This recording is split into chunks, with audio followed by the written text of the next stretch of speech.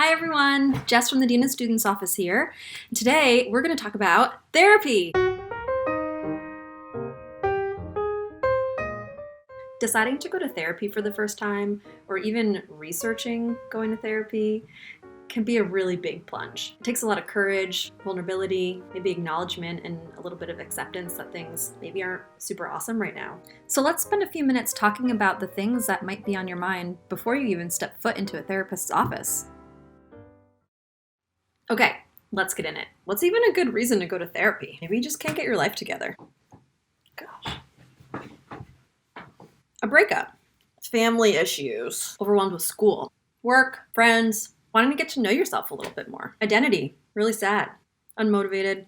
Maybe your cats are mad at you. Learning new coping skills. Navigating transition to college. Improving our personal skills.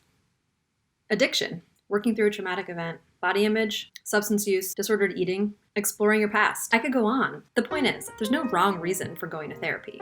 If you feel like you want to go talk to someone about something, just do it. Making that first call to decide to go to therapy can be a really big deal. It might not be something that you've thought about before. It might not be something that your family or your friends support or know much about. You might kind of feel like you're a little bit on an island. Well, you're not on that island alone. I support you, I am proud of you, and I will help you. Googling therapists nearby can be super overwhelming. Trust me, been there, done that. So let's start with the basics. Let's talk a little bit about who are you even looking for, and how do you know if they're the right fit for you? The words therapy and counseling are used pretty interchangeably these days.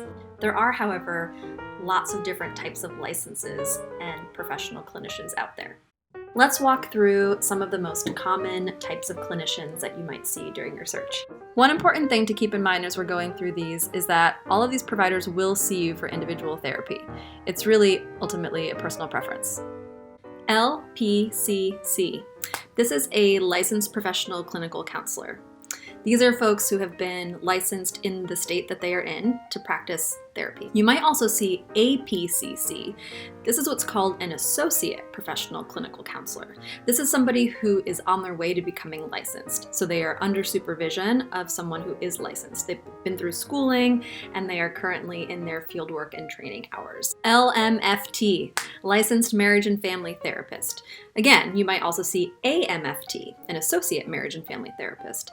No, they do not only do marriage counseling and family counseling. LMFTs see individuals all of the time. There are tons of them here in Claremont, for example, that see so many of our students. And LCSW is a licensed clinical social worker. Social workers typically have a little bit more training and education and experience in case management and community connectedness, locating food banks or childcare, getting folks connected to jobs and housing, but they also do individual therapy.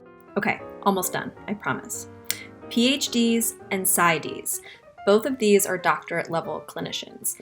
PhDs got their doctorate in psychology and are really focused on research and teaching, though many of them also clinically practice and see patients. PsyDs went into the field primarily to work with clients and patients. So this is a very clinical doctorate of psychology. Both of these are practicing psychologists when you see them in your search for therapy. For those of you who might be interested in learning about the option of medication, you're going to want to speak with a psychiatrist. Your therapist might talk to you about the option of considering medication, generally about what it might entail. They might also be able to give you referrals to see a doctor, but any strict medical advice should come from your doctor. So who's the best? That's where you come in. You've really got to trust yourself on this one. As you start researching folks, pay attention to their backgrounds, to their experiences, to their education and specialty. Have that phone call with them. Hear their voice, look them up online, see if there's someone you can imagine yourself telling everything to. And I mean everything.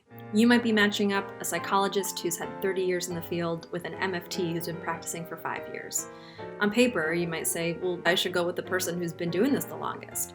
But in reality, if that person who's been practicing for 5 years makes you feel comfortable, relaxed, safe, and is someone you feel like you can trust, I promise you, you're going to have a lot more buy-in as that therapy goes on.